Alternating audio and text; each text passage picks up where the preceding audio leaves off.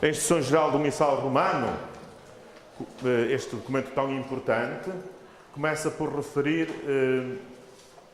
exatamente que Jesus Cristo está no início da celebração eucarística. Tenho cuidado de dar instruções. O número 1 da Instrução Geral do Missal Romano é o que está ali citado. Quando Cristo Senhor estava para celebrar com os discípulos a ceia pascal, na qual instituiu o sacrifício do seu corpo e sangue, mandou preparar uma grande sala mobilada. A Igreja sempre entendeu que esta ordem lhe dizia respeito e, por isso, foi estabelecendo normas para a celebração da Santíssima Eucaristia. Reparei, no que se refere às disposições da alma, aos lugares, aos ritos, aos textos. A Igreja, ao longo dos séculos, procurou, de facto, dar orientações, inclusive no que diz respeito às disposições interiores, à atitude espiritual, aos espaços, aos ritos, aos textos. E o atual missal, com que a Igreja celebra, a Instrução Geral do Missal Romano, o Diretório da Missa com Crianças que eu vos distribuí, são uma expressão, digamos assim, ou uma concretização desta responsabilidade da Igreja. Será que nós conhecemos estas normas, estas orientações? Pois estamos aqui para as conhecer melhor. Ainda uma questão prévia. A questão da linguagem. Nós falamos em Eucaristia, falamos em missa, falamos na ceia do Senhor. São Lucas, nos Atos dos Apóstolos e no Evangelho, fala na fração do pão. Que palavra, que designação devemos privilegiar? E eu fui buscar esta referência do Catecismo da Igreja Católica, em que há ali um elenco extenso de nomes. E não temos que ter complexo de usar qualquer um. Pensei que a tendência atual é para dizer Eucaristia. E que a palavra missa está um pouquinho desacreditada em meio catequético. Nós não temos que ter medo das palavras. As palavras servem para nos entendermos. O Catecismo da Igreja Católica, ali há uma citação do compêndio, que é um resumo, em perguntas e respostas, tem um elenco extenso de nomes. Eu pus a negrito aqueles que me parecem os mais ricos. Os mais ricos são os que, do ponto de vista pastoral e doutrinal, são mais pertinentes. Santa Missa, Eucaristia, Santa Missa, Ceia do Senhor, Fração do Pão. Mas depois há muitos outros: celebração eucarística, memorial da paixão, da morte e da ressurreição do Senhor, Santo Sacrifício, Santa e Divina Liturgia, os ortodoxos, não é? A Divina Liturgia de São João Crisóstomo, etc. Os Santos Mistérios. Para participarmos mais dignamente nos Santos Mistérios, diz logo a introdução do Missal, reconheçamos que somos pecadores. Santíssimo Sacramento, comunhão, a festa da primeira comunhão, e agora chama-se-lhe a festa da Eucaristia. É a mesma realidade, com designações diferentes. É importante ter presente que mistério tão rico não pode ser abarcado com um único olhar. E cada nome significa um ângulo de contemplação e de observação deste mistério. Agora, nas máquinas fotográficas modernas, nós temos a possibilidade de fazer as fotografias panorâmicas, não é? Apanhamos de um lado, do outro, e depois no computador junta-se tudo, não é? E, pois, poderíamos fazer a mesma coisa com os nomes, não é? Ter uma perspectiva. Porque cada nome sublinha um aspecto. Olhando para aqueles 4 que eu pus a negrito, os 3 primeiros encontramos-los no Novo Testamento. e por isso para nós tem precedência.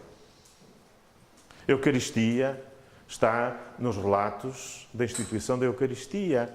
É o verbo que designa a oração que Jesus faz antes de distribuir o cálice da nova aliança, segundo dois dos relatos do Novo Testamento. Pois logo no início, antes de partir e repartir o pão, que já não é o pão, mas o seu corpo entregue, não é? Aparece nos relatos dos evangelistas, São Mateus, São Marcos, São Lucas e do apóstolo São Paulo, na primeira carta aos Coríntios, aparece o verbo fazer Eucaristia, Eucaristein, portanto, de onde vem a nossa palavra Eucaristia. Naturalmente, ao privilegiarmos este nome, estamos a valorizar a Eucaristia a partir dessa perspectiva da oração, do louvor, da bênção, da ação de graças, não é? É um ângulo muito importante. Mas também encontramos no Novo Testamento a designação Ceia do Senhor. São Paulo, na primeira carta aos Coríntios, no capítulo 11, diz como deve ser e como não pode ser a Ceia do Senhor.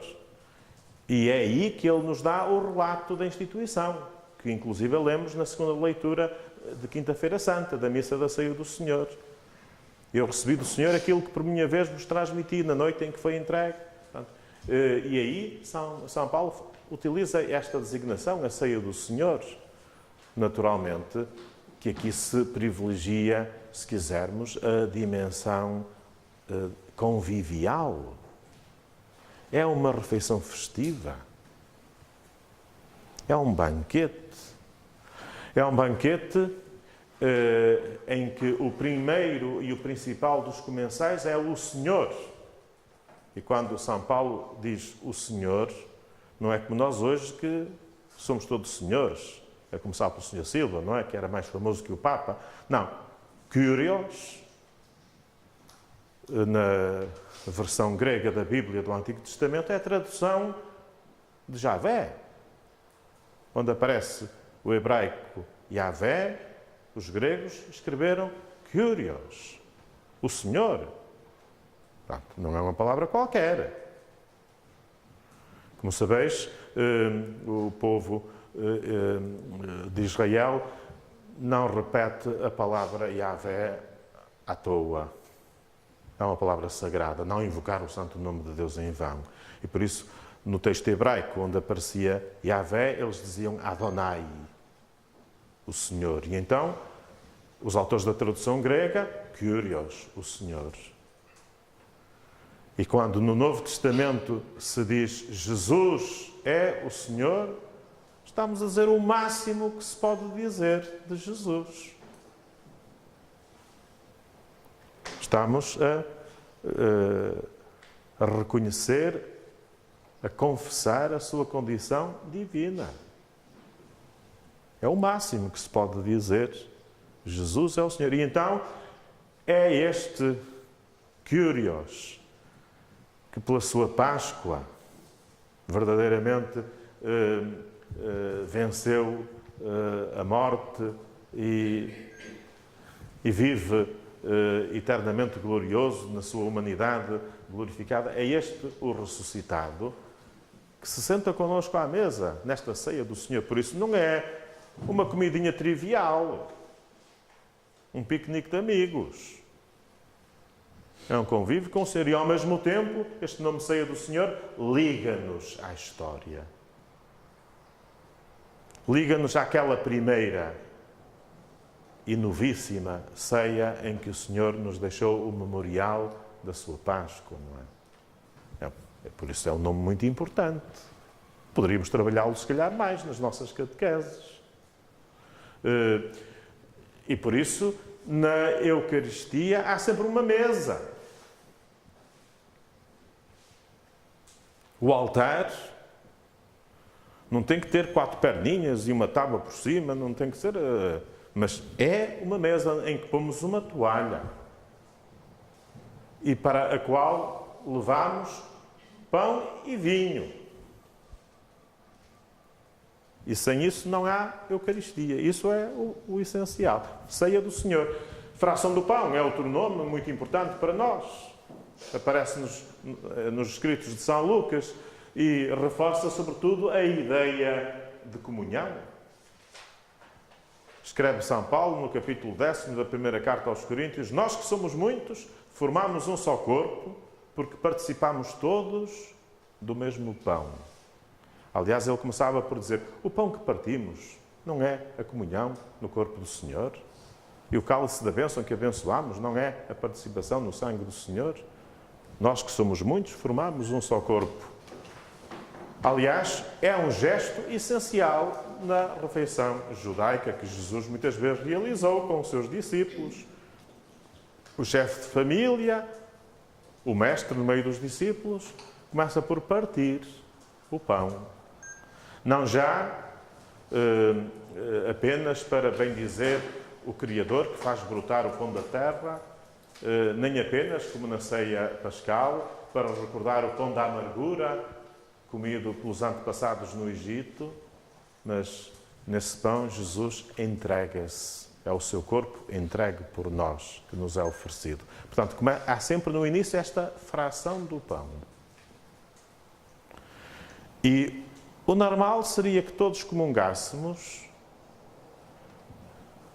portanto, de um pão partido, repartido e partilhado. É um rito muito importante. Veremos à frente, se tivermos tempo da celebração eucarística, a fração do pão. Parte-se para se repartir. Quando as assembleias eram assembleias mais pequeninas, sejam bem-vindos. Aproximem-se aqui à frente, estes lugares são todos livres. Quando as comunidades eram pequeninas, era um pão só, maior, que se partia e repartia as vezes necessárias para que todos comessem de um só corpo. É natural que nas nossas assembleias com centenas e milhares de participantes, realizar essa fração demoraria, não sei, muito tempo e quebraria todo o ritmo de uma celebração. E por questões práticas, nós comungamos já uma hóstia perfeitinha, redondinha, completa, inteira. Mas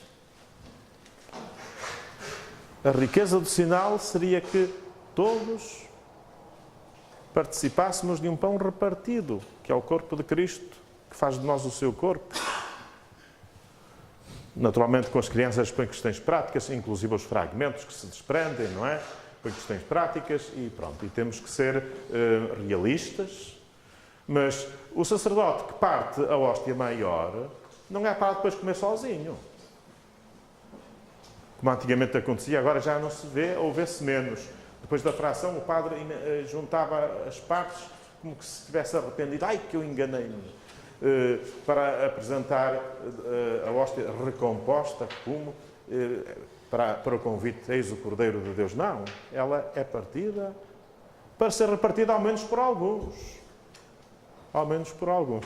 Fração do pão, comunhão. Portanto, missa é uma palavra que aparece depois. Essa não aparece no Novo Testamento. Por isso é que, se calhar, nós hoje na catequese valorizamos antes a Eucaristia. Originariamente, missa lembrava a despedida. Portanto, a despedida dos catecúmenos, que estavam na liturgia da palavra e depois se ausentavam, eram enviados, eram despedidos com uma bênção. E até por isso, nos missais antes da reforma litúrgica, se chamava Missa dos Catecúmenos à primeira parte da celebração, não é? Missa. A missa dos fiéis tinha lugar no final da celebração. Depois da comunhão, dos ritos finais, era a despedida dos fiéis. E, de uma forma gradual, a palavra despedida começou a alargar-se a toda a celebração. Valoriza a dimensão da Assembleia que se reuniu, que se congregou para ser enviada. Ide em paz. E o Senhor vos acompanhe. Ite, missa est. Toda a celebração termina com este envio missionário. não podemos dizer que seja uma expressão pobre.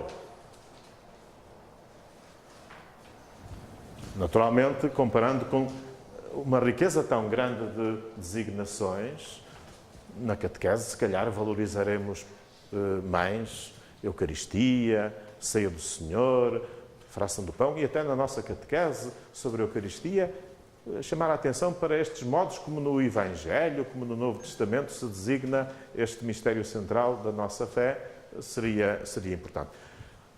Este diapositivo é para vos dizer o seguinte: daqui para a frente eu vou falar em missa, em Eucaristia, em Ceia do Senhor, sem pruridos. As palavras são para nos entendermos. Estamos a falar do mesmo. Claro? Então, temos de avançar. A que horas é que nós temos de fazer a nossa pausa? Se tivéssemos começado à hora, seria às... Se tivéssemos começado à hora, seria às 10h30. Onde é que está aqui? Seria às 10h30. E vamos fazer às 10h30. Vamos fazer às 10h30 na mesma. Porque também vocês cansam-se de me ouvir. Vamos fazer isto às 10h30. Então, avançando, fica esta pergunta.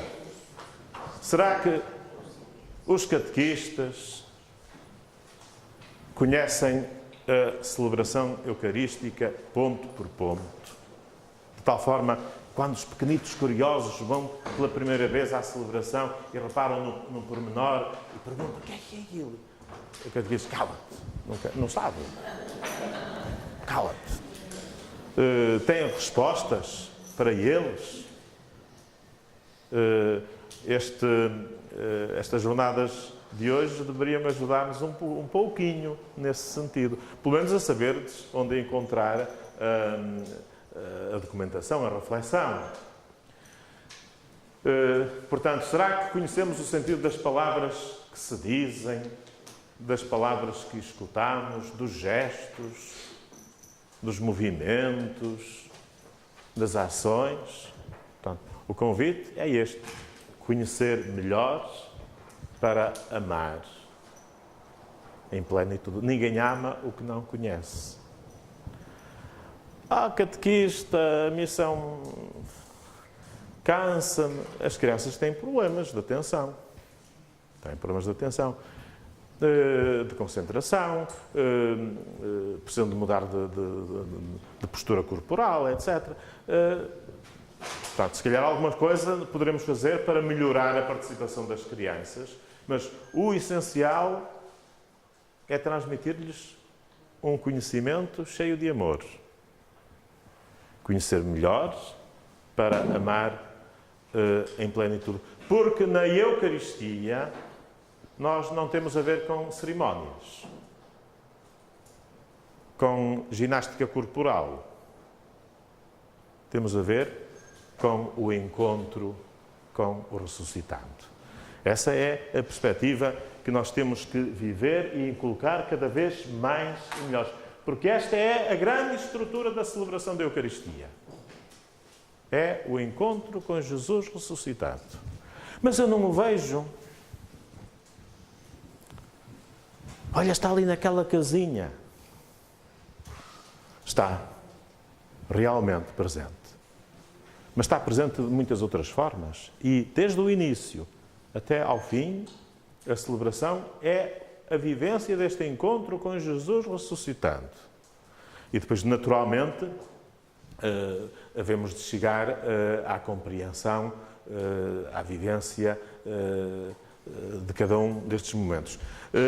O diretório da missa com crianças que vocês têm, tem um número que eu valorizo muito.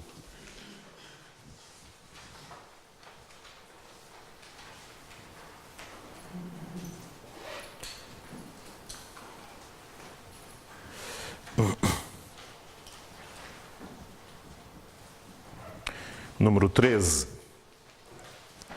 A catequese, adaptada à idade e capacidade das crianças, deve levá-las, a partir das orações e ritos mais importantes, a compreender o significado da missa, naturalmente. Outras celebrações de diverso tipo podem ajudar neste processo. As crianças, pela força da própria celebração, percebem mais facilmente certos elementos litúrgicos, tais como a saudação, o silêncio, o louvor comum, sobretudo se faz cantando. Não era bem isto que eu queria... É o número 10, é o número 10. É o número 10 que eu queria sublinhar. O número 10.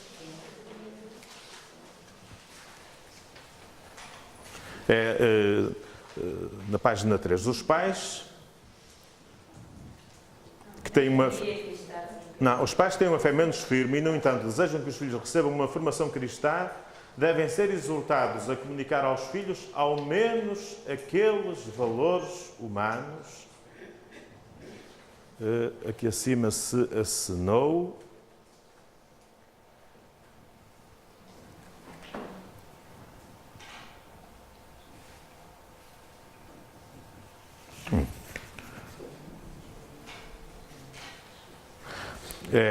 No número 9. É o número 9. Peço desculpa. Todos os que têm encargo de educação das crianças devem, por isso, refletir em comum e unir esforços para que as crianças, as quais já têm inato um certo sentido de Deus e das realidades divinas, façam também, de modo proporcionado à idade e desenvolvimento pessoal, a experiência concreta daqueles valores humanos que estão na base da celebração eucarística, como sejam a ação comunitária, a maneira de saudar, a capacidade de escutar, de pedir perdão e de perdoar, a expressão de um coração agradecido, a experiência de ações simbólicas, do banquete fraterno, da celebração da festa. E por isso nós precisamos de cultivar estes valores humanos. Se uma criança não é educada a pedir desculpa, a dizer obrigado, nunca estará preparada para celebrar a Eucaristia. Se uma criança não faz a experiência do que é celebrar, por exemplo, um aniversário, festejar, o que é louvar, se não é capaz de ações comunitárias, de ações de grupo, muitas vezes uma boa educadora de infância faz muito mais pela catequese do que, se calhar, nós catequistas. Porque educa para estas atitudes de base que são essenciais para depois vivermos a Eucaristia sem ser uma seca. Avancemos no PowerPoint. A presença de Cristo acontece desde o início. Reunimos-nos em assembleia. A entrada na celebração é um caso a trabalhar, se calhar, nas nossas catequeses. Sim, se as crianças são 600, 800, é diferente se as crianças são 80. Mas se as crianças são 80, até podemos entrar todos em procissão. É uma questão de programar. Ajuda a sentirmos-nos parte de uma assembleia. Claro que se a missa é às 17 horas, a procissão tem de começar às 16h55. Para elas entrarem, ocuparem o seu lugar, o sacerdote chegar a saudar o altar, ocupar a presidência, para começarem a celebração com alguma pontualidade. As crianças apreciam também a pontualidade, não são só os adultos. Portanto, é preciso fazer a organização. O ajudar a tomar consciência que constituímos uma Assembleia. E na Assembleia, verdadeiramente, está Cristo, está Jesus ressuscitado. Onde é que Ele está? Está no meio de nós. O Senhor esteja convosco. Ele está no meio de nós. Eu, na missa com crianças, quase sempre opto por esta saudação. O missal prevê várias alternativas. A graça de nosso Senhor Jesus Cristo, o amor do Pai, a comunhão do Espírito Santo estejam convosco. Por aí adiante. Eu, nas missas com crianças, quase sempre faço. O Senhor esteja convosco. Ele está no meio de nós. Tomar consciência de que na nossa reunião, onde 2 ou 3 estiverem reunidos em meu nome, aí estou eu no meio deles. E que a primeira comunhão é acolher Jesus presente nesta reunião em que estou com os amiguinhos do meu grupo e dos outros grupos, estamos todos juntos no encontro com Jesus. Esta é a primeira comunhão. Portanto, a primeira comunhão não é a que se faz na festa da Eucaristia na conclusão do 3º ano da catequese. Pronto, vamos chamar-lhe primeira comunhão. As palavras são para nos entendermos. Essa é a festa da primeira comunhão, a festa da Eucaristia. Mas, verdadeiramente, na celebração, a comunhão começa no princípio. As crianças aborrecem-se muito porque não vão à comunhão, só os outros é que vão à comunhão. Temos que os ajudar a descobrir que já estão a comungar. Temos que os ajudar. Se calhar, podemos pensar em dar-lhes também alguma coisa, mas que não haja confusões. Não vamos dar-lhes um reboçado em vez de... Pronto, tu ainda não podes comungar, levas uma bolacha, um reboçado. Não. Aí podemos estar a deseducar. Valorizar. Depois, Jesus está presente na sua palavra. No início, o foco da atenção é entre o Presidente e a Assembleia, não é? Este diálogo que se estabelece. E depois o foco desloca-se para o ambão, o lugar de onde se proclama a palavra. É Cristo que fala quando na igreja se leem as Escrituras. O leitor, depois da leitura, como é que termina? Palavra do Senhor. Palavra da salvação, diz o diácono ou o padre. Não é? Portanto, esta aclamação diz de quem é a leitura. Às vezes eu próprio faço uma pequenina introdução. Agora vamos-nos sentar e vamos estar muito atentos, porque Jesus vai falar-nos. Aquela catequista que vai fazer a leitura vai ser apenas uma pessoa que nos transmite a palavra de Jesus. Pode ser uma munição para as crianças. Estou a antecipar conteúdos. Não é para antecipar o que elas vão ouvir. Tira-lhes o interesse. É para as convocar para esta atitude de escuta. Para despertar, porventura, alguma curiosidade. Olhai que no Evangelho Jesus vai fazer-nos uma proposta muito importante.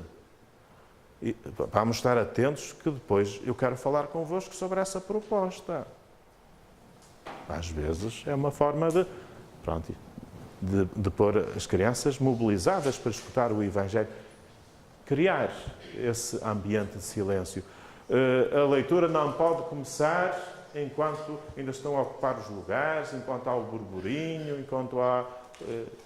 Não, é preciso criar esse ambiente de escuta. E depois, verdadeiramente, é uma experiência do encontro com o ressuscitado, que se exprime depois também em alguns sinais.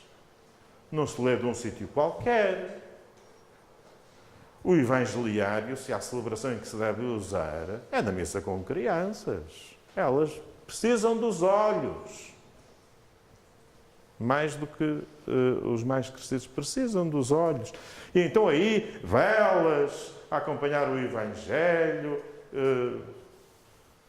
e até, habitualmente vão duas, mas até se quisermos envolver mais algumas crianças na procissão do Evangelho, valorizar, é o momento, é Jesus. A aclamação, o canto, os instrumentos. Cristo é a palavra que Deus nos dirige, não é? E depois continua, o foco agora centra-se no altar. Estás a ver, se a primeira comunhão foi na Assembleia, a segunda comunhão é a palavra. E depois a atenção desloca-se do ambão para o altar. onde se torna verdadeiramente presente Jesus Cristo. É um momento complicado para a participação das crianças, porque é uma oração longa e não estamos habituados já a isso. Fazemos zapping. E eles também fazem. Temos que os ajudar a tomar consciência de que é um momento culminante. E há gestos, há movimentos, há atitudes do corpo que podem ajudar. Eu convido as crianças a ajoelharem-se. Cria, dentro da oração eucarística, uma dinâmica. E há um toque da campainha ou do gongo, pois claro. E precisam disso. Precisam disso. Se calhar precisamos nós, todos. E o pôr-se de pé, e o cantar, as aclamações previstas na oração eucarística da missa com crianças. E devo confessar, às vezes faço alguma coisa que não está prevista, mesmo quando utilizo alguma das outras orações eucarísticas. Por exemplo, no momento central da narração da instituição, quando apresento o corpo do Senhor, cantam aquela aclamação: Jesus Cristo entregou-se por nós. É muito melhor do que estarem a dizer em silêncio, como fazem as pessoas devotas, meu Senhor e meu Deus. Está ótimo, é uma oração com a qual nós acompanhamos este encontro dos olhos com o Senhor que vem ter connosco, meu Senhor e meu Deus. É a oração de Tomé, que encontra o ressuscitado. E quando era criança disseram-me que devia dizer essa oração quando via a hóstia. Meu Senhor e meu Deus. Pronto, está certo. Mas se calhar, se cantarmos todos juntos aquela aclamação que é de uma das orações eucarísticas da missa com criança: Jesus Cristo entregou-se por nós, Jesus Cristo entregou-se por nós. Não é só quando utilizo a oração eucarística, então eu utilizo nas outras, com crianças. E do mesmo modo, quando depois de dizer as palavras do Senhor sobre o cálice da nova aliança,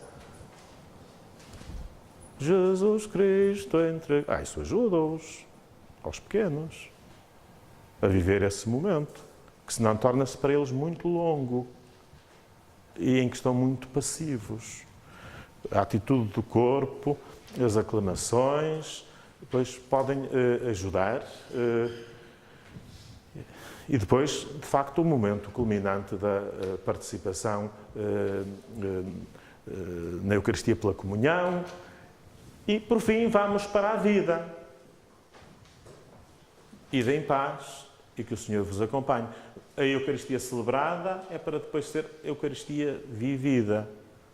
Seria bom que no final da Eucaristia, antes de despedir as crianças, pudéssemos transmitir numa palavra, numa frase, pois uma interpelação, um desafio, um convite, inspirado na celebração desse dia, desse domingo, não é?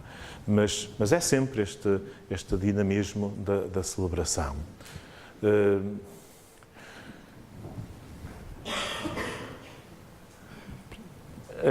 Aquilo que eu disse está expresso neste desenho. Atenção, eu não sou arquiteto, não é assim que se devem fazer as igrejas, não é?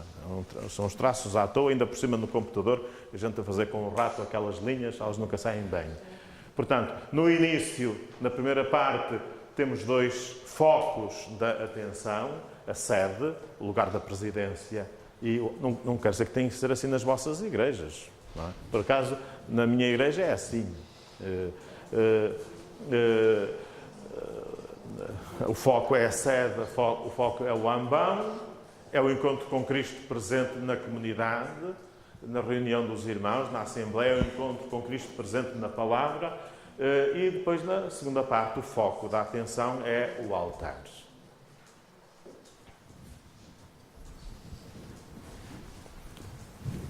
Esta pedagogia dos espaços é bom tê-la. E nós deveríamos caminhar no sentido de que o ambão não é o lugar onde se faz tudo. De onde se fazem os avisos, as explicações, as munições. Devia haver um lugar diferente para para o monitor, para dirigir os cânticos. Não pode ser o ambão. As crianças deviam habituar-se a que daquele sítio só nos vem a palavra de Deus, ou aquilo que diretamente se relaciona com ela, que é o que está previsto. O salmo responsorial é a palavra de Deus. Eventualmente a homilia pode ser feita do ambão, embora se calhar na missa com crianças até o sacerdote se pode, porventura, aproximar mais das crianças para interagir com elas, não é? Do ambão podem fazer-se as preces da oração universal e basta. E basta. Nem sempre nas comunidades há microfones disponíveis noutros pontos e tem que se fazer adaptações. Aí não julgo, em cada comunidade as pessoas terão de encontrar a sua solução e pode não haver, em alguma situação concreta, não haver muitas alternativas, não é? Mas a boa educação litúrgica deveria reservar o ambão para a mesa da palavra e, inclusive, orná-lo.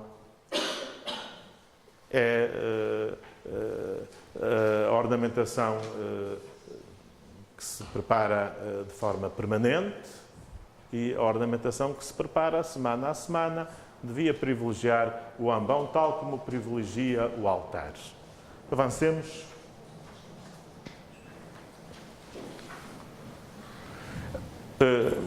Apenas recapitular, a missa é um único ato de culto. O diretório prevê a possibilidade de, por exemplo, se dividir a Assembleia. Das crianças estarem num espaço, imaginemos num salão, na cripta, na primeira parte, na liturgia da palavra, e enquanto a comunidade adulta está na igreja. Isto fez-se muito em certas regiões de França. E depois, terminada a liturgia da palavra, pois, que será orientada por outro sacerdote, ou por um diácono, ou por um catequista, na cripta, no salão, deslocam-se as crianças e entram na Assembleia e termina a celebração comum. Eu até cheguei a ver até alguns filmes da França em que, de uma festa da comunhão, por exemplo, de um colega que tem familiares imigrados,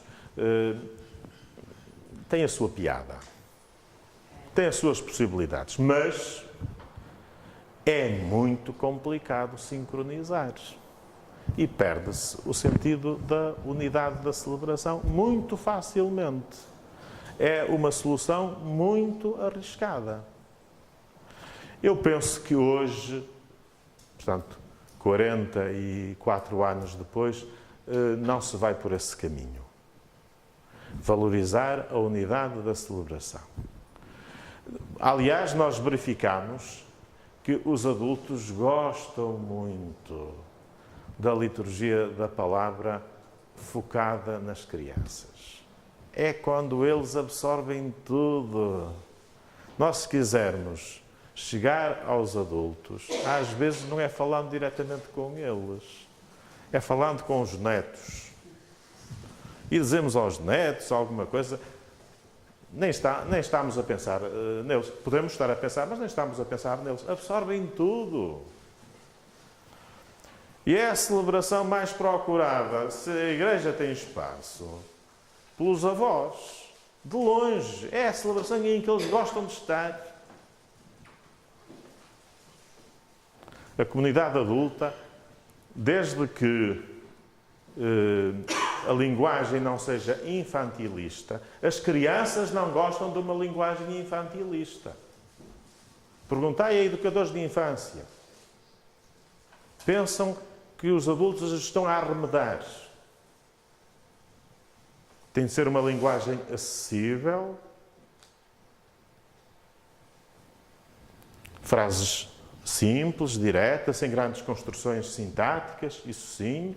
O vocabulário passivo de uma criança é muito mais amplo que o vocabulário ativo. As palavras que usam para falar são poucas comparadas com aquelas que elas já vão ouvindo.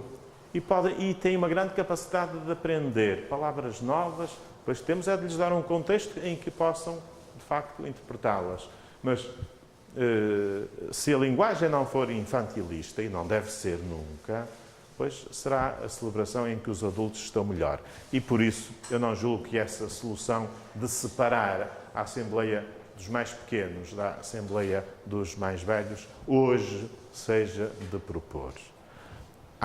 Prevalece, em minha opinião, esta ideia de que a celebração da Eucaristia é um único ato de culto, com duas partes, a liturgia da palavra e a liturgia eucarística, naturalmente com uma preparação, ritos de abertura, o aquecimento para entrar em campo, não é? E ritos finais, ritos de conclusão. Elementos da celebração da Eucaristia, os ingredientes da missa. Nós, para fazer um bolo, temos a lista dos ingredientes, precisamos de tanto de farinha, de tanto de açúcar, de tantos ovos, claras ou gemas, de mais isto e mais aquilo, temos a lista dos ingredientes. E depois vamos confeccionar o bolo de acordo com, primeiro fazemos isto, depois fazemos aquilo, os ingredientes. Os ingredientes da celebração da Eucaristia são, diz a Instrução-Geral do Missal Romano, em primeiro lugar, as pessoas. As pessoas. Os que desempenham ministérios especiais, o bispo, se é ele a presidir, os padres, os diáconos, os leitores, os ministros da comunhão, a Assembleia, as pessoas. E há que valorizar muito a participação das crianças. Depois, naturalmente, os lugares, os espaços. Não se celebra num sítio qualquer. Se for num sítio qualquer que nós façamos uma festa, nós vamos pôr-lhe adereços para transfigurar o espaço. Se é uma festinha de anos em casa, nós até pomos uma toalha diferente, não é? E fazemos algum arranjo. Se calhar vamos buscar os talheres que não são do dia-a-dia e as louças. É ou não é? Nós precisamos de transfigurar o espaço para marcar a diferença que é celebrar em relação à rotina do dia-a-dia, não é? Em que, se for o caso, até se come em pratos de plástico. Não, mas na festa vamos procurar fazer diferente, não é? Portanto, os lugares, os espaços, os tempos, os ritmos são também ingredientes da celebração. Não é a mesma coisa celebrar na Quaresma ou celebrar o dia de Natal. E as crianças são muito sensíveis a valorizar os elementos do ano litúrgico. É um recurso a que devemos deitar mão. Às vezes andamos a pensar nos temas. É confundir a liturgia com a catequese. A catequese tem o seu tempo, tem o seu método. A liturgia não é para tratar temas. É para celebrar Jesus Cristo na sua vida, no seu mistério e nos mistérios da sua vida. E por isso, esses elementos que a liturgia propõe são recursos para uma vivência do mistério eucarístico. Naturalmente, elementos importantes, palavras, tenho de olhar para o relógio para terminar às 11h30 ou um bocadinho antes. Palavras, silêncios, cânticos. A liturgia não é só palavra, não é só elemento verbal. Mas o elemento verbal é talvez o predominante. Tirar-lhe as leituras, os diálogos, os cânticos. Não há dúvida nenhuma que o primeiro dos sentidos na celebração da liturgia é o ouvir. E eu até admiro aqueles que trabalham no sentido de ajudar a participação dos surdos-mudos na Eucaristia, porque é uma tarefa hercúlea. O não ouvir significa uma grande limitação na participação.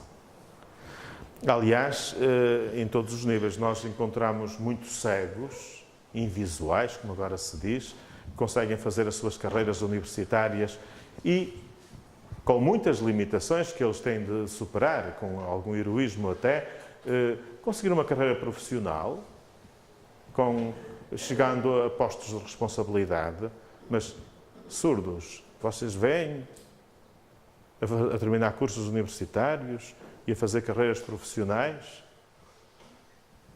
É uma deficiência muito segregadora. Muito, muito. E em relação à participação litúrgica, nós teríamos que encontrar um grande caminho de adaptação. Porque uma celebração com pessoas que não ouvem tem de recorrer a outros registros da linguagem. Isto tem de ser trabalhado por quem sabe também liturgia e quem sabe da comunicação com os surdos mudos, com os deficientes auditivos. Mas pronto, fechemos. A palavra é muito importante. Se tirarmos, mas experimentai, se tirarmos à celebração da Eucaristia os cânticos, as leituras, os diálogos, o que é que lhes fica? Fica ainda o ver, fica o movimentarem-se, o incorporarem-se numa procissão, fica, se calhar teríamos de trabalhar o sentido do olfato mais do que o que trabalhamos, para ajudar a viver este encontro com o ressuscitado. Coisas, gestos e atitudes. Estar de pé, estar de joelhos, estar sentado, inclinar-se, genufletir. Não tenhais receio de ensinar as crianças a genufletir. Ensinai-as. É importante para elas educarem até a bilateralidade, o controle motor, é importante genufletirem, ajoelharem, ensaiai-as. Não se entra na igreja de qualquer maneira. Perdei tempo com isso. Mas outros gestos, bater com a mão no peito, peço desculpa porque bati no microfone, bater com a mão no peito, encontrar outras expressões gestuais. Na missa com crianças poderão estudar-se, a gestualidade pode explorar-se um bocadinho mais do que porventura na celebração com adultos. Aqui há tempos pusemos as crianças a bater palmas numa aclamação ao Evangelho e depois foi um bocado complicado sossegá-las para escutar o Evangelho. E que eram muito excitadas, de modo que eu depois disse lá ao meu colaborador: nós, quando for com palmas, tem de ser noutro momento da celebração. Naquele momento em que nós queremos pô-las receptivas para a escuta, se calhar temos de ter outras expressões, porque elas depois ficam eufóricas, não é? Temos que ter também essa pedagogia dinâmica, digamos assim. Coisas. Diga. Eu tenho uma dúvida. Às vezes nós passamos para o altar, fazemos uma lenha, outras vezes ajoelhamos um joelho ao direito. Eu não sei bem uma coisa ou outra. Não sei se à frente terei ocasião de me demorar nisso, mas em todo caso, quando nós entramos individualmente na igreja, porque vamos uns minutos antes da celebração e vamos primeiro, o correto é, passando diante do sacrário, onde está Jesus Cristo, realmente presente, genufletir. Mas eu tenho uma prótese no joelho, não posso genufletir. Não é não posso, não deve. Não deve, não é? Está proibido pelos médicos. Aí faz uma inclinação profunda. Se alguém faz a inclinação profunda é porque não pode genufletir. Porque quem pode, genuflete, ponto final. Isso é na nossa oração pessoal. Na liturgia está previsto, para não estar a genufletir constantemente, que se genuflete diante do sacrário quando se entra e volta a genufletir-se quando se sai. E, a partir desse momento, deixa-se de genufletir à presença eucarística do Senhor, não é? Naturalmente, quando se passa diante do altar, faz uma inclinação profunda. Quando se passa diante do sacerdote, não porque é o Padre João, mas porque é Cristo. Está a agir in persona Christi, fazendo as vezes de Cristo, faça a inclinação. Essa é a norma litúrgica. Portanto, não se está sempre a genufletir. Mas a genuflexão está previsto. É um gesto que quem genuflete perde pelo menos, sei lá, 1/3 da sua altura, pelo menos. Não é? Isso entende-se. É um gesto que corporalmente significa alguma coisa. O gesto da adoração para o homem da Bíblia mais radical não é perder 1/3 da sua altura, é prostrar-se por terra. Perder a sua altura toda. Diante do Altíssimo, eu sou pó e cinza, dizia o pai Abraão, não é? Sou pó e cinza diante do Altíssimo. Mas o Altíssimo quis ser amigo do Abraão, que é pó e cinza, não é? Portanto, mas são gestos que exprimem este reconhecimento de quem nós somos e perante quem estamos. E por isso, educar para eles e ajuda. Mudar de atitude, mudar de posicionamento, ajuda a manter desperta a atenção e a participação. Portanto, quando quiserem fazer perguntas, não hesitem. Não hesitem, estejam à vontade para me interromper. Sempre. As coisas também são importantes. O cálice, a patena, os vasos sagrados, as velas, a cruz, o incenso. E devemos cuidá-las. Uma toalha. São tantas as coisas que utilizamos. E valorizá-las. E valorizá-las também. Naturalmente, as coisas mais importantes, já lhe dou a palavra, em relação à celebração da Eucaristia, são aquelas que têm uma destinação sacramental, não é? Que vão ser o corpo e o sangue de Cristo. Diga, faz favor. Nas coisas, inclui dinheiro que as pessoas oferecem, ou não? Sim.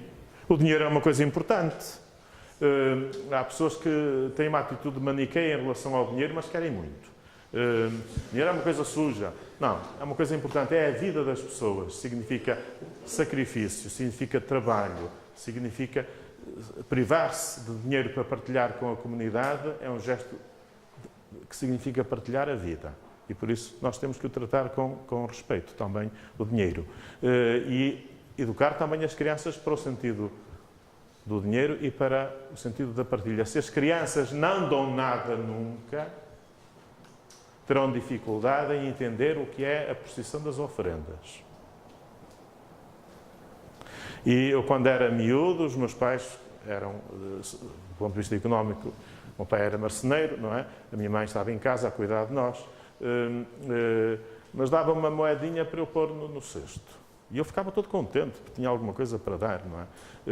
Esse sentido da educação para a partilha, para a dádiva, também é importante. Também faz parte das coisas, não é o mais importante. Às vezes parece que o mais importante é isso. Conheceis a história dos outros militares, quem morreu um companheiro, um camarada de armas, numa operação, e que queriam fazer uma celebração, mas não havia ali o capelão. E então empurravam, fazes tu, que tu sabes mais. Ninguém sabia fazer uma oração, uma liturgia. E então a única coisa que se lembraram foi, tirou lá a boina e fez um peditório. Era a única coisa que ele sabia fazer liturgicamente. Não é a única coisa, nem é a primeira. Tem um sentido na dinâmica da oferta, da partilha, que é partilha com a comunidade e partilha com quem mais precisa, que a comunidade apoia e ajuda a partir do altar, a partir da Eucaristia. As crianças devem ou não participar? Deve ser ou não feita outra partilha sem ser o dinheiro? Outro simbologia, como pão? Devem ou não recuperar Talvez tenhamos tempo de falar nisso no momento ofertório. Sim, mas está bom, muito bem, avançaríamos. Portanto, tudo isto são os ingredientes, porque eu acho que não vou sair do princípio. Tudo isto são os ingredientes de que vive a celebração. E também as rubricas. Os princípios e normas. As rubricas é aquela parte escrita a vermelho, que aparece nos missais. Não sei se este tem rubricas. Tem rubricas. Salmo responsorial, Salmo 84, entre parênteses 85, 9ab. Atenção, isto não é para ler em voz alta. Leitura 1, anos ímpares. Isto não é para ler em voz alta. Isto está escrito a vermelho. O que está escrito a vermelho não é para ler em voz alta. É para saber. É para me dar instruções a mim que vou executar alguma coisa. Eu que vou fazer a leitura e que eu vou fazer a primeira leitura. Chego ali, primeira leitura é esta que eu vou fazer. Do 13º domingo. Isto está mal marcado, deixa-me colocar no sítio. Esta no 13º domingo. Primeira leitura é esta. Não é para chegar lá e dizer primeira leitura. Não sei o que mais. Rubricas. As rubricas são importantes. São o roteiro, são o GPS que nos orienta. E por isso conhecê-las é importante para que a celebração decorra de uma forma fluida. Se nós estivermos a inventar de todas as vezes o que se vai fazer, nunca educamos à participação. A participação tem de ser previsível e por isso tem de obedecer a constantes e a variantes, não é? Se eu quero ouvir uma determinada resposta, tenho de fazer uma determinada proposta, tenho de dar a deixa para que venha a resposta que está prevista para a participação da comunidade. Por isso, é necessário conhecer as rubricas e a celebração tem princípios, tem regras. Mas eu acho errado isto, eu acho que devia ser de outra forma. Sr. Padre, qual é a sua opinião? A minha opinião não interessa. Quando eu for o Papa Francisco ainda está para durar e não me parece que seja a seguir a minha vez. Ainda não sou cardeal, ainda não devo ser o próximo Papa a seguir a este. Mas se eu for o Papa, então aí a minha opinião já conta. Terei autoridade na Igreja para mudar alguma coisa. E o Papa não muda como lhe apetece. Não muda como lhe apetece. Não pode... Pois, não pode inventar a pólvora, já foi inventada, mas, evidentemente, tem uma autoridade. Eu não tenho que saber qual é a minha opinião. Eu faço coisas em que a minha opinião de estudo, etc., se calhar podia ser diferente. Os bispos com o Papa estabeleceram assim. Eu estou a celebrar em igreja. A Eucaristia não é a minha propriedade. Não me pertence. Não é a minha coutada privativa. Eu devo servir a Eucaristia, a celebração da Igreja. Não é a do Padre João, é a da Igreja. É esta. Esse Padre, gostei tanto do batismo, foi tão bonito. E eu digo, a única coisa com que eu me preocupo é não estragá-lo. Se eu fizer o que está no ritual, garantidamente é bonito. Está aqui a sabedoria de 2000 anos. No missal está a sabedoria de 2000 anos, acumulada. E agora, eu lembro-me que agora eu é que sei. Eu é que sou poeta, eu é que sou artista, mas depois caímos sempre nos mesmos chavões, repetimos sempre igual. Às vezes até pode ter alguma graça, mas depois... Não, a proposta da Igreja é melhor. Ainda um destes dias que celebrei, foi um dia de São Pedro e São Paulo, portanto foi há pouco tempo, e o sacerdote: bendito sejais, Senhor Deus do Universo, pelo pão que recebemos da vossa, fruto da terra e do trabalho de tantos homens e tantas mulheres que hoje vos apresentamos. Pronto. Atenção, não é preciso ir atrás dele com chicote. Tenho ouvido barbaridades nesse momento. Mas o que é que ele acrescentou? Ele disse menos. Fruto da terra e do trabalho do homem, diz mais do que do trabalho de tantos homens e tantas mulheres. Mas pronto, aí é uma variante.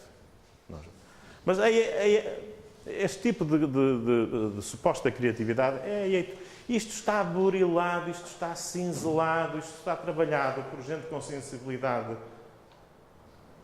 doutrinal, artística. Está bem feito. Nós temos muita presunção. Devemos pensar que isto foi trabalhado por equipas com muita seriedade e com muita competência. E que por isso, e sobretudo que isto não é meu.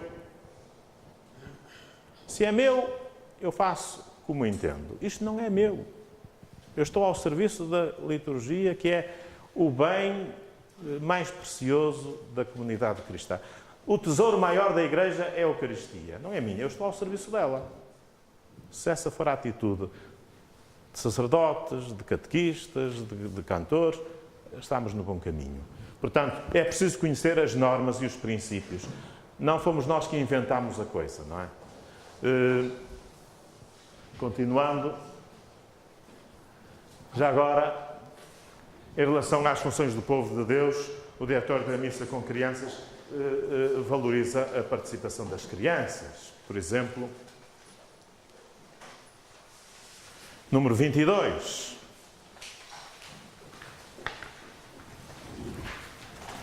Os princípios da participação ativa e consciente valem, de certo modo, ainda com mais razão quando a missa é celebrada com crianças.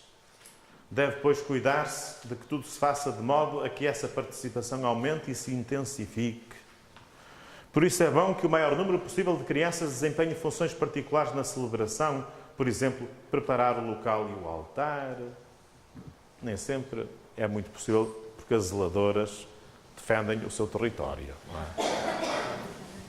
Defendem o seu território, as zeladoras. Mas às vezes, se calhar em alguma celebração, até se consegue que um grupo de crianças faça o arranjinho das coisas, orientado se calhar pela zeladora, é? Com o catequista, mas o arranjar o lugar, desempenhar a função de cantor solista, cantar no coro, tocar instrumentos musicais, proclamar as leituras, e adiante explica que isso de proclamar as leituras não é que tenha que ser.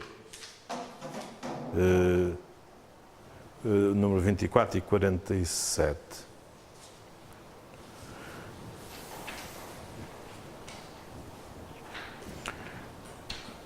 Escolham-se os leitores e os cantores, diz o número 24, ora de entre as crianças, ora de entre os adultos. O sentido ministerial da leitura, pois, deve levar a que não seja... Não é uma coisa de crianças, mas as crianças podem ser chamadas a ler. E atenção, leem bem. As crianças mais pequenas leem melhor que os adolescentes. Os adolescentes normalmente leem mal. As crianças normalmente leem bem. Mas é preciso perder tempo a prepará-las. É preciso perder tempo a prepará-las. E os adolescentes que normalmente leem mal, também podem ler bem, porque eles já leram bem antes. São fases da evolução que nós devemos conhecer, não é? Das psicologias das várias idades, vós tendes de conhecer. É preciso... Agora, não devemos pensar, tem que ser sempre crianças. Tem que ser sempre adultos. Fiz aqui. Escolham-se ora de entre as crianças, ora de entre os adultos. Portanto, proclamar as leituras, responder durante a homilia, apresentar as intenções da oração universal. Naturalmente que isto também obriga a preparar e ensaiar. Levar os dons ao altar e outras atividades semelhantes conforme os costumes dos diferentes lugares. Quer dizer, o povo de Deus tem de ser levado a sério. As crianças precisam de ser levadas a sério. precisam de ser levadas a sério, porque elas têm uma grande capacidade de participação e de interação. Naturalmente que há os ofícios da ordem sacra, porque sem o sacerdote ordenado não há Eucaristia, e se estiver presente o diácono é uma bênção. Pois, também exercer o seu ministério, se calhar até alguma vez convidá-lo a fazer a homilia, que está prevista essa possibilidade, naturalmente. E depois os ministérios especiais. Nestes ministérios especiais, a maioria dos quais são ministérios de facto, podem ser confiados vários ad hoc, não é? A crianças. No campo da música, por exemplo, estão aqui dados alguns exemplos. Portanto, pessoas. Recordais que há bocado pus os ingredientes. Pessoas. Portanto, e aqui está a explicitação 2.1. Nós não vamos ver todos os ingredientes. Chamava a atenção para esta dialética. Desculpa, lá isto está... Diz-me lá, numa festa qualquer, uma que diz: "Oh, Sr. Padre, as crianças do meu grupo não participaram." Mas o que é isso, não participaram? Eu vi-as, foram à comunhão. Ela queria dizer que não tiveram tarefas especiais. E nós temos de tirar da cabeça isso, de que participar é ter tarefas especiais. Uma coisa é intervir desempenhando tarefas especiais. Outra coisa é participar. Nem todos podem intervir. Embora haja muitas tarefas a distribuir, o número das crianças é maior, nem todos podem, nem interessa. Todos escutam a palavra de Deus, acolhem no coração, lhe respondem com o louvor, com a gratidão e com o compromisso da vida. Isso é que é participar.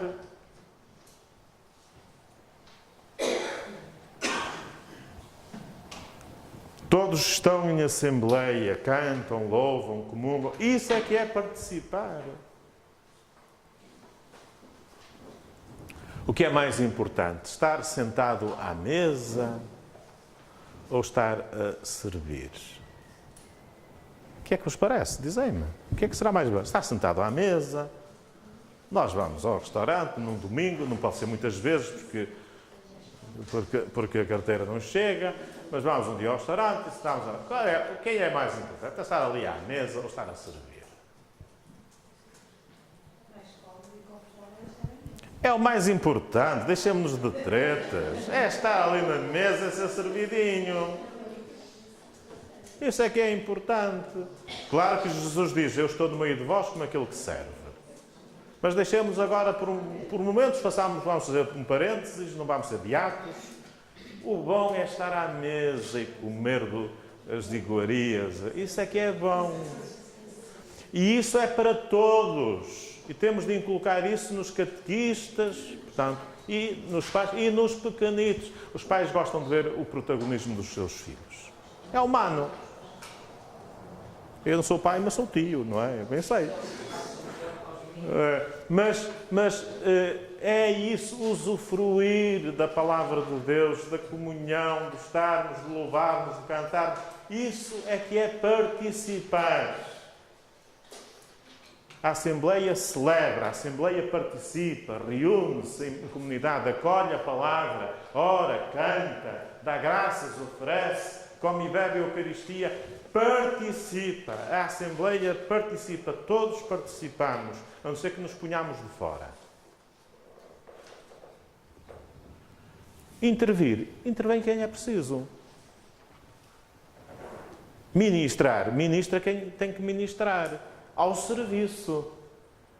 Os ministérios servem, ajudam, atuam, intervêm.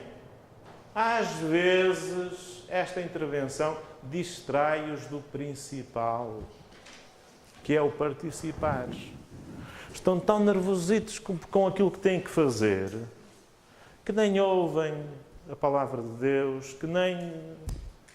É assim, nós temos que os ajudar a que essas intervenções entrem, como é que dizer, em rotina. De tal forma, como acontece com os nossos acólitos, desde miúdos, que nós vamos formando, já sabem, já não estão a pensar que vão levar as galhetas desde o princípio da missa. Na hora, avançam e levam-nas. Porque estas tarefas que nós confiamos aos pequenos, de tal forma os absorvem. Quando é que eu tenho que ir? Quando é que eu tenho que entrar? Que nem lhes permite participar. A mesma coisa pode acontecer connosco, padres. Estamos sempre distraídos com o que é preciso. Olha que agora tem de vir o turíbulo, olha que agora tem de vir aquilo. Por isso, haver um mestre de cerimónias que sabe, que faz as coisas, e eu não tenho que me preocupar com nada, só tenho que me preocupar com ouvir, com dialogar, com rezar. Isso é que é bom. Porque nós às vezes já estamos dispersos.